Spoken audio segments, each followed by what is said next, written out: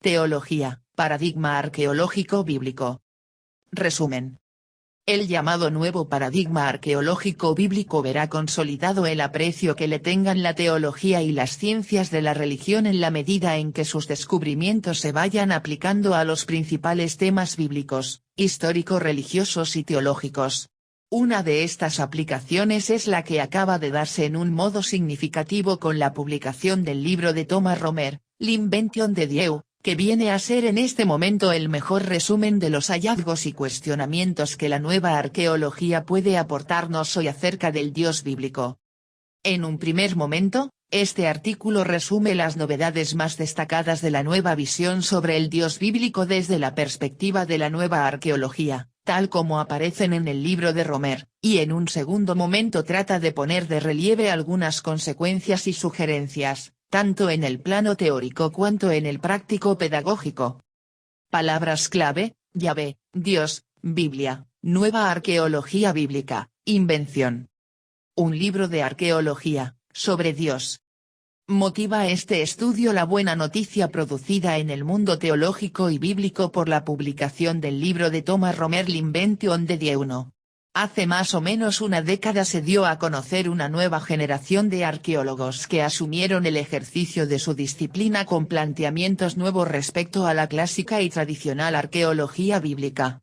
Su nuevo paradigma arqueológico bíblico, como se le conoce, está llamado a provocar, con el tiempo, una nueva interpretación tanto de la Biblia en su conjunto, como de muchos aspectos teológicos e ideológicos del judaísmo, del Estado de Israel II, del cristianismo, de los monoteísmos, incluyendo el Islam, en cuanto miembro de la familia abrahámica. El libro en mención tal vez puede ser considerado en este momento como el mejor exponente de esta nueva visión de a origen de Yahvé. 3. A partir principalmente de esas noticias desenterradas. 4. Por el nuevo paradigma arqueológico. Si bien no es un libro de arqueología en sentido estricto, sí lo es en el sentido amplio, en cuanto que podemos decir que trata de presentarnos precisamente el balance de las repercusiones que para la imagen de Dios tienen los hallazgos de esa nueva arqueología.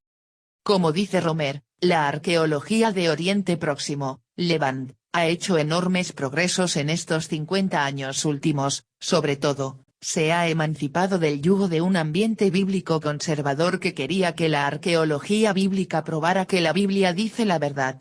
La arqueología en Israel/Palestina, tal como es ejercida por una nueva generación de investigadores como Israel Finkelstein, Oded Lipschitz, Aren Mayer y muchos otros, insiste sobre la autonomía de la arqueología, que no aceptaría ser una disciplina auxiliar movilizada para legitimar tal o cual opción religiosa o política. Gracias a la arqueología disponemos hoy día de un número importante de inscripciones y otros documentos escritos, así como de testimonios iconográficos, sellos, estatuas, ostraca, etc. que son de gran importancia para el historiador. L'Invention de Dieu, p. 23-24-5. Tras estas décadas de nueva arqueología, se hacía necesario ya hacer una reevaluación de todo el conjunto del estado de las investigaciones, y es lo que creemos que el libro de Romer consigue hacer exitosamente respecto a uno de los temas bíblicos más importantes, precisamente el tema de Dios, que en nuestro caso se llama Yahvé. Aunque no se trata tampoco de un libro de teología en el sentido habitual de la palabra, como reflexión sobre Dios, teología el libro implica precisamente un fuerte desafío para toda aquella reflexión teológica que se ha elaborado tradicionalmente partiendo de datos muy diferentes signo de exclamación abierta y hasta contrario signo de exclamación a los que hoy nos revela esta arqueología de nuevo paradigma. Principales novedades. Queremos en primer lugar informar al lector sucintamente sobre las principales novedades que esta nueva visión de Yahvé nos ofrece. No son pocas, y chocan con lo que creyente de base, judío o cristiano, o un lector cualquiera de la Biblia, cree saber. Según la opinión común, en la Biblia aparece claramente la imagen de Dios, concretamente de Yahvé, presente ya desde la creación, proyectando la elección de un pueblo escogido, acompañándole en sus aventuras históricas y revelándole claramente su identidad y su voluntad. Leída la Biblia a la luz que la nueva arqueología arroja sobre los textos, la imagen que aparece de Yahvé es bien distinta. Veamos. 6. En cuanto a su origen geográfico, Yahvé no parece ser israelita. No es autóctono. El texto bíblico le atribuye varios orígenes, de Madián ciertamente, pero también del Sinaí, de Seir, de Temán, del monte Farán, Meribat. Viene del sur. 7. De las estepas, de las regiones áridas. 68-70, de fuera de Israel y de Judá en todo caso. 57, 141-142. En el Próximo Oriente, Levante, hay muchos dioses compartidos, que son venerados en lugares diferentes y distantes. Este es también el caso de Yahvé, que antes de ser Dios de Israel ya lo ha sido de otros pueblos, y que a lo largo del tiempo será venerado también fuera de Israel y de Judá. 141.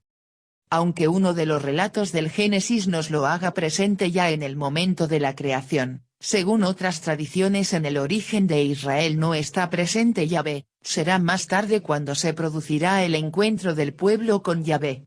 En Egipto, según una de las tradiciones, Yahvé no está con el pueblo desde el principio, llega más tarde. El origen extranjero de Yahvé queda reflejado en el hecho de que según el capítulo 3 del libro del Éxodo, se manifiesta a Moisés cuando éste se encuentra en el país de Madián, al servicio de su yerno, un sacerdote del lugar. De ahí la idea de que Yahvé habría sido venerado primero en el país de Madián y probablemente también en el país de Edom. Nuestra investigación ha encontrado indicios según los cuales Yahvé habría sido primero un dios tutelar de los edomitas antes de venirlo a ser de Israel. 325-326. Tampoco en Jerusalén fue Yahvé la primera divinidad. 8. Parece que David lleva el culto de Yahvé a Jerusalén. 26, 110-113, donde durante los primeros tiempos convive con la divinidad anterior. 171, 168, una divinidad de tipo solar, a la que más tarde irá desplazando poco a poco y de la que irá asumiendo sus atributos. 171. Yahvé no parece haber sido percibido con una identidad fija a lo largo del tiempo. Originalmente parece haber sido tenido como un dios guerrero, un dios de la guerra, que protege a los suyos. Jue 5, SL 68, Ab 3. También como un dios de la tormenta 9, sin olvidar su absorción de los caracteres de la divinidad solar 10. Yahvé Sebaot, dios de los ejércitos. 175-178. En un largo recorrido histórico, fue absorbiendo las funciones del dios solar, y combinó las funciones de dos tipos de dioses, El y Baal. 185-261. El descubrimiento del sitio arqueológico de Ugarit Ras Sabra en 1929 ofreció en sus tablillas de cerámica un gran conjunto de literatura mitológica sobre los dioses, los mismos que menciona la Biblia 11. Hoy sabemos que Yahvé ha sido percibido, imaginado y cultuado de diferentes maneras, incluso se duda si el culto oficial real a Yahvé era idéntico en Israel, norte, y en Judá. Muchos especialistas, en efecto, piensan que el culto de Yahvé en Judá era muy distinto. El Yahvé de Israel habría sido venerado más bien sobre el modelo de Baal, o sea, como una divinidad de la tormenta y de la fertilidad, mientras que en el sur habría integrado los rasgos solares de la antigua divinidad tutelar de Jerusalén. 142, también 154. Por otra parte, durante siglos, Yahvé no es uno, sino muchos. Yahvé de Temán, Yahvé de Siquem, Yahvé de Farán, Yahvé de Samaria, Yahvé de Jerusalén, Yahvé de Hebrón, Yahvé de Betel. 141-142. En el territorio de Judá había una diversidad de santuarios, sobre todo en los lugares altos, santuarios a cielo abierto, que la mayor parte de las veces eran yavistas. 166-167. Será ya solo a partir del tiempo de Josías, 253-276, que se comenzará a reclamar la unidad de Yahvé, lo que en principio será solo una monolatría, una unidad del culto y una centralización localizada del mismo, no un verdadero monoteísmo. El aniconismo, prohibición de imágenes, tan característico de Yahvé en la presentación final de la Biblia, no parece responder a la realidad de los hechos históricos, parece ser un desarrollo tardío. Durante la primera mitad del primer milenio antes de nuestra era Yahvé parece haber sido representado icónicamente, parece que ha habido estatua de Yahvé en muchos santuarios yavistas 12, y también en el templo de Jerusalén 13. La prohibición de las imágenes en el Decálogo no es una prescripción antigua, sino una idea formulada, como muy pronto, en el siglo VI a.C., movida por la preocupación teológica de distinguir a Yahvé de las divinidades vecinas. En efecto, esta distinción está en la Biblia, pero es el final de un largo proceso, no un dato presente desde el principio. 14. Esas estatuas han sido antropomorfas, pero no solo. Hoy ya no ofrece dudas el hecho de que Yahvé ha sido venerado en Israel, en Betel y más tarde sin duda también en Dan, siendo representado en forma bovina, toro joven, becerro, a la manera de Baal en Ugarit, 146, 153, 162, 187, y se ha atribuido a este dios la liberación de Egipto, tradición que parece haber surgido primeramente en el Reino del Norte 15. Según los testimonios bíblicos, la veneración de Yahvé ha sido materializada en Israel sobre todo en estatuas bovinas, 187. Por lo demás era esta una forma de representación divina común en el Levante. La veneración de un toro en la capital del reino de Israel, Samaria, está testimoniada por el libro de Oseas, 145. Tal vez el relato de 1:12 explica que había otro toro en el santuario de Betel, y las vacas de Yahvé de Oseas, 4,1, se refieren también a ello 16. Un indicio directo de una estatua antropomorfa de Yahvé viene dado por la historia de la vocación del joven Samuel como profeta de Yahvé en el santuario de Silo, relatada en el capítulo 2 del primer libro de Samuel. Parece probable que el texto hebreo ha sido alterado deliberadamente, según parece, los masoretas querían evitar toda alusión a una estatua divina. 162-163. Aunque los redactores bíblicos critiquen a los reyes que favorecieron la veneración de Aserá, no cabe duda de que a finales del siglo VII a.C. este culto jugaba un papel importante. Aserá era asociada a Yahvé, quizá incluso en el templo de Jerusalén, por medio de una estatua colocada al lado de la suya. 225. Durante mucho tiempo de la historia de Israel y Judá, Yahvé no ha sido tenido por un dios celibatario, como finalmente la Biblia nos lo ha presentado, recogiendo solamente su imagen de los últimos tiempos, y queriendo retroproyectarla hasta abarcar toda su historia. En realidad, es solamente con el reino de Josías que Yahvé se encuentra solo, sin su consorte Aserá. 228.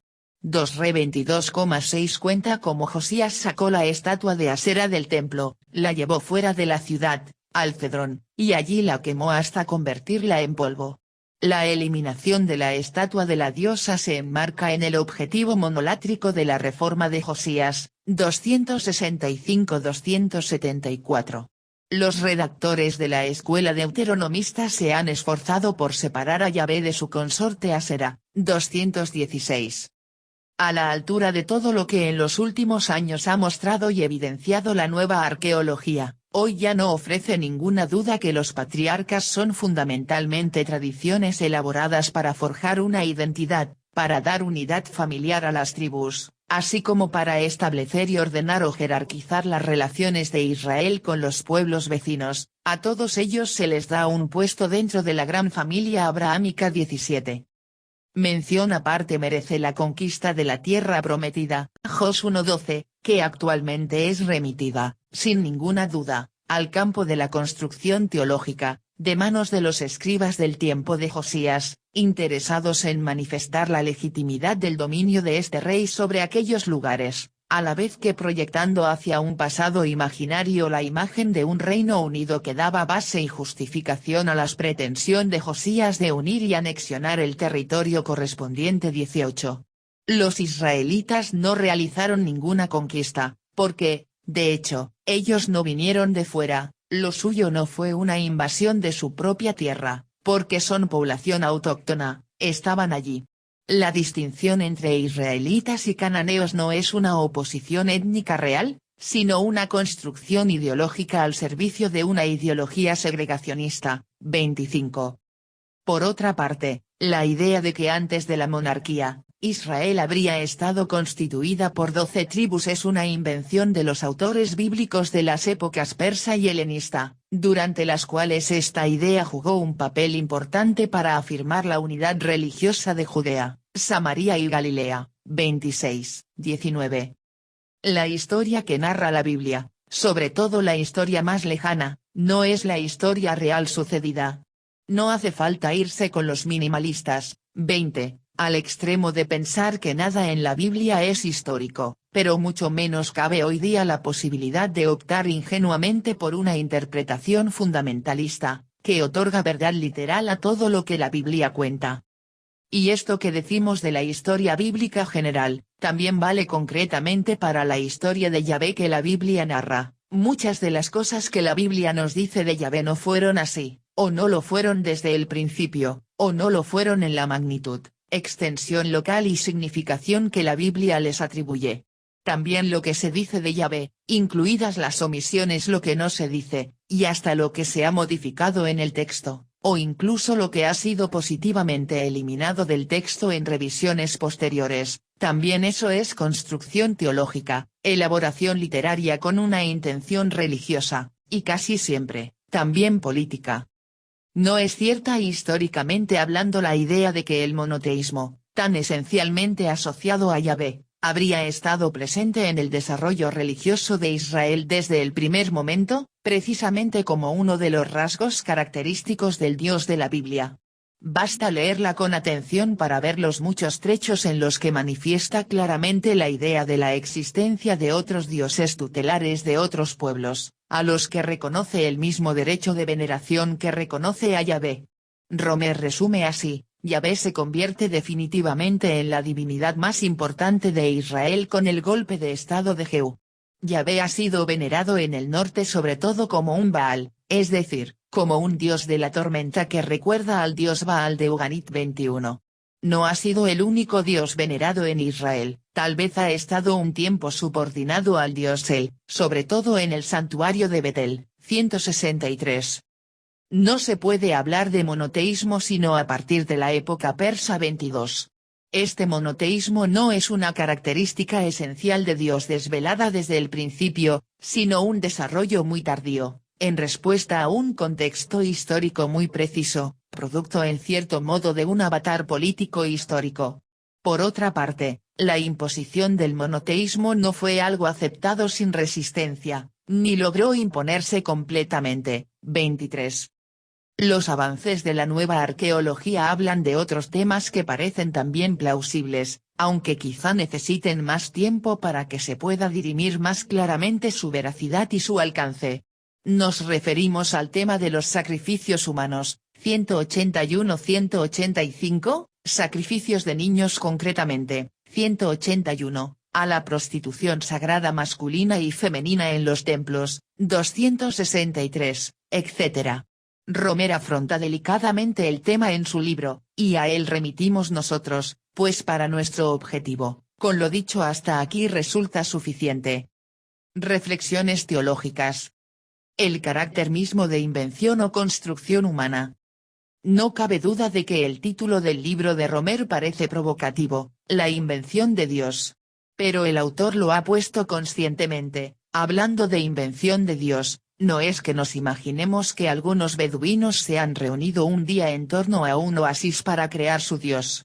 O que, más tarde, algunos escribas hayan forjado todas las piezas de Yahvé en cuanto Dios tutelar.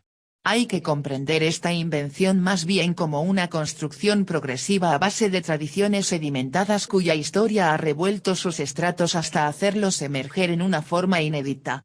Cuando se analiza cómo se ha desarrollado el discurso sobre este Dios y cómo ha venido a ser el Dios único, se puede ver ahí una suerte de invención colectiva, siempre en reacción a contextos históricos y sociales precisos. 14. Así, es claro que el libro de Romer no pretende solo proporcionarnos un gran acopio de datos históricos sobre la evolución de Yahvé y los demás dioses en el desarrollo bíblico, sino que también viene a sostener la tesis de que ese desarrollo, puede ser calificado o titulado con justicia como una invención o construcción colectiva en reacción a los sucesivos contextos históricos. Hasta hace relativamente poco tiempo, expresarse así se consideraba religiosamente ilegítimo, como un síntoma de una falta o una pérdida de la fe. Esta consideración fue una posición rígida secularmente mantenida. Después se dio otra posición, la de distinguir la afirmación de fe y la afirmación científica. Una cosa sería lo que un autor puede pensar como creyente, y otra lo que puede afirmar en cuanto historiador, o arqueólogo. Hoy día tal vez no necesitamos tanto de esa distinción, lo que creemos en el plano religioso tiene que ser compatible con la verdad de los hechos que la ciencia nos descubre. No se trata de elevar la ciencia a la categoría de dogma incuestionable, pues la misma ciencia se proclama no dogmática y siempre dispuesta a dar la bienvenida a nuevos descubrimientos que nos obliguen a elaborar hipótesis nuevas y hasta contrarias a las actuales, pero sí se trata de acomodar nuestras opciones creyentes a un nuevo modo humano de ser en este mundo marcado radicalmente por una ciencia en avance constante. La revisión de los antiguos planteamientos dualistas del concepto de revelación. Este nuevo panorama que la historia y la arqueología nos ofrecen del proceso de elaboración de la Biblia inviabilizan ya definitivamente aquel modo de ver de hecho la Biblia como palabra de Dios, literalmente dictada por él. Los creyentes han profesado una devoción sublime singular hacia este libro cuando vivían en un mundo mental precientífico, en el que todavía les era posible pensar que de alguna manera la Biblia había caído del cielo, que Moisés bajó de la montaña las tablas de la ley, que los profetas escuchaban y transcribían los oráculos de Yahvé, y que el texto de la Biblia era, en el sentido más directo de la palabra, palabra de Dios, un libro cuyo autor es Dios 24. Estaba de por medio la visión de un Dios teísta, situado en el cielo, desde donde protagonizaba una larga serie de intervenciones en la historia, cuyo registro constituía precisamente la Biblia. Aquel mundo hace tiempo que se acabó, y la nueva arqueología ha venido a hacerlo si cabe más imposible. Si hemos de seguir creyendo en la dimensión bíblica que tradicionalmente hemos llamado revelación, habrá de ser desde otros supuestos, y probablemente hasta con otros nombres. Hace ya años sugerí 25, que la palabra revelación, remover el velo, desvelar, revelar, no solo no es correcta, en cuanto que no se refiere a lo principal de lo que con ella querríamos significar hoy, sino que además nos hace daño, en cuanto que prolonga un imaginario dualista, Dios arriba, nosotros abajo, Dios quitando el velo para que nosotros podamos ver, Dios autor unilateral de la revelación. Y teísta, que nos mantendrá alejados de otras visiones más ajustadas a la realidad concreta de ese proceso de elaboración bíblica que hoy conocemos mejor. Solo se puede permanecer en el antiguo concepto de revelación si nos mantenemos alejados de esta información histórica a la que hoy tenemos acceso por el desarrollo de la arqueología y otras ciencias. Y viceversa, quien accede a esta información, no puede ya aceptar aquel mundo mítico de revelaciones, intervenciones celestiales para comunicarnos secretos en palabras mágicas sagradas que contienen la palabra de Dios. La evolución de la imagen de Yahvé que el libro de Romer presenta es una evolución histórico-cultural normal, como cualquier otra de las registradas en las culturas vecinas, en todo el Levante, o como en cualquier otra parte del mundo, como cualquier otro pueblo de la antigüedad, cada uno con su idiosincrasia y sus propios condicionamientos contextuales, de todo tipo. Por eso mismo, esa evolución cultural incluirá la convicción de que ese pueblo es diferente, es único, porque su Dios tutelar es también único y lo ha elegido únicamente a él.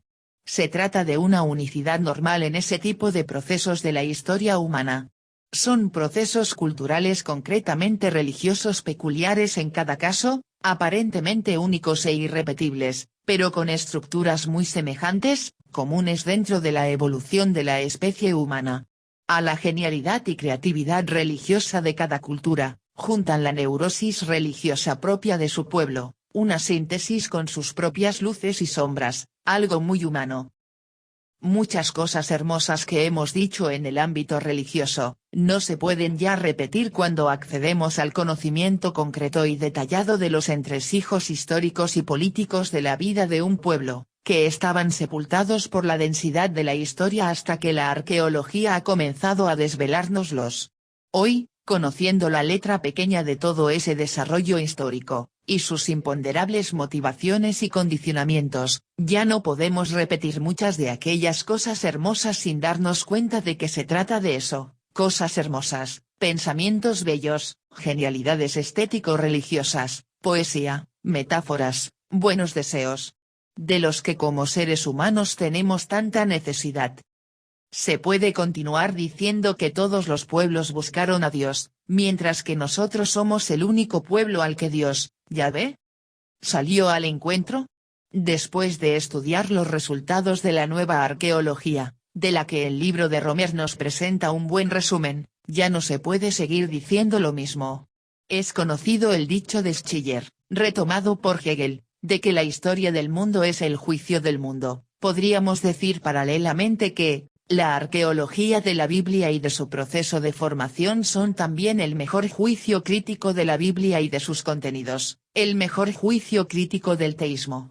La honradez del conocimiento exige reconsiderar las bases arqueológico-bíblicas de cualquier planteamiento teísta.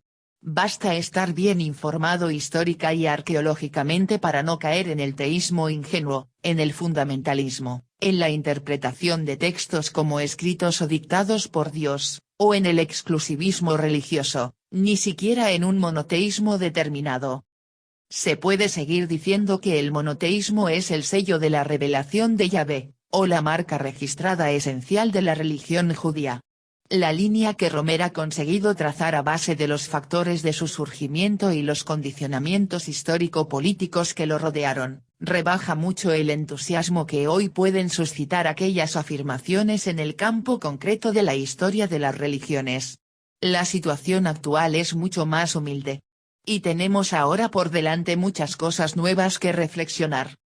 Un pensamiento importante, viendo por la arqueología ese desarrollo histórico de la formación de la Biblia, y hablando teísticamente, podríamos decir que Dios salió al encuentro de Israel a través del encuentro de Israel con otros pueblos. En efecto, la ciencia nos descubre cómo muchos elementos bíblicos están inspirados, influenciados, o directamente tomados de la vivencia religiosa de otros pueblos, de su literatura religiosa, de Mesopotamia, de Ugarit, Egipto, Asiria, Persia. La revelación de Dios exclusiva y monopólica, tal vez no ha existido más que en nuestra mente, no en la realidad, ni siquiera en las páginas de la Biblia cuando las leemos con todo el realismo que la nueva arqueología posibilita. El nuevo concepto de revelación, si es que mantuviéramos la palabra, seguramente ya no podrá mantener fronteras ni exclusividades. Dice Romer que la mayor parte de la Biblia hebrea puede ser calificada como literatura de crisis. 26.